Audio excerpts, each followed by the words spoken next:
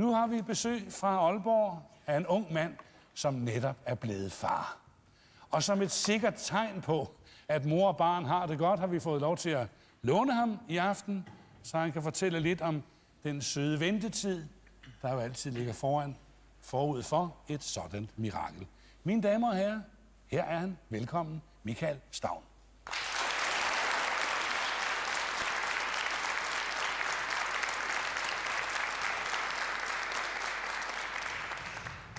Tak for det.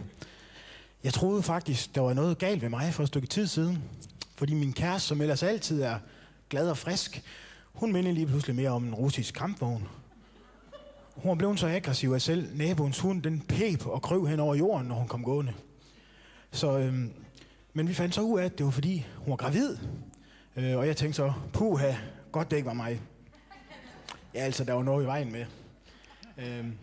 Men så begyndte alle madvarerne at forsvinde fra køleskabet af. Og jeg glædede mig sådan en dag, kan jeg huske, hvor vi skulle hjem og have, jeg skulle hjem og have flæskesteg. Da jeg så kom hjem, så hun spiste det hele. Så bestilte jeg en kæmpestor familiepizza. Jeg gik lige ud på toilettet, da jeg kom tilbage, så sad min kæreste over i sofaen med sådan et stykke pap ud af munden.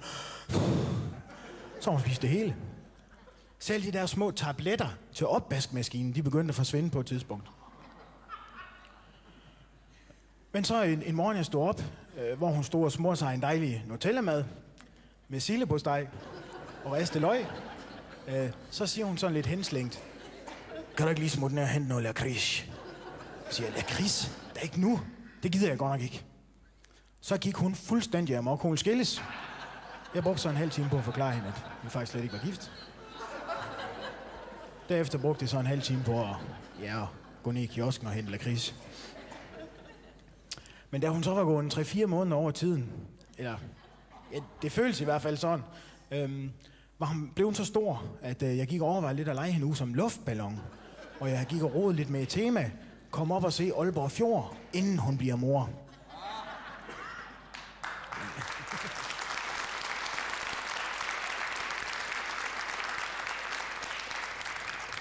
Tak skal I have. Pludselig så skete det, og så kom barnet, og derfor har jeg øvet mig en sætning, jeg skulle sige her i aften. Nu skal jeg lige gøre mig klar. Jeg er blevet far!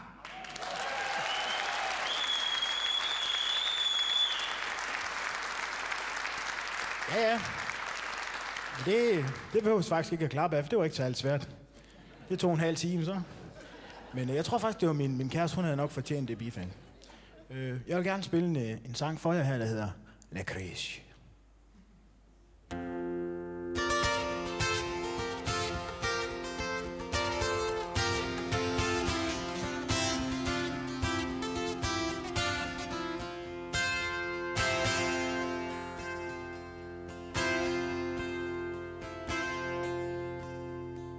Har du været nede i kiosken og købe lakrids?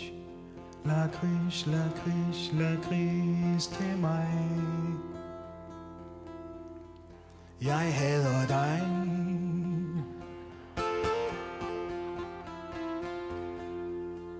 Så må jeg selv gå ned i kiosken og købe lakrids.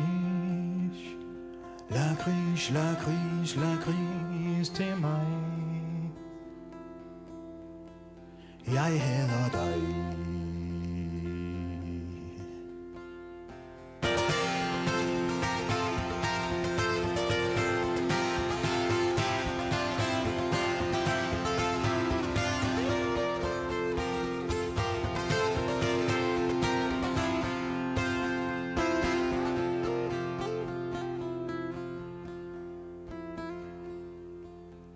Men næste gang, at du skal i kiosken, så husk at købe lakrids. Lakrids, lakrids, lakrids til mig. Jeg elsker dig.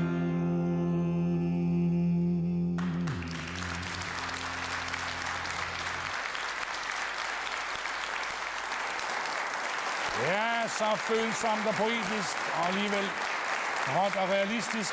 som grebet ud af hverdagen, Michael Staun, og han har også et album og en DVD, Michael Staun Live, hvor man sikkert kan høre mere om dette. Så meget i Charlie-veje til i aften. Vi glæder os til at se jer igen her i Palmehaven på Hotel d'Angleterre. Tak til aftens husorkester og vores hussolist, Rikke Mølgaard, Trond Clement All Stars. Ja, simpelthen tak for nu.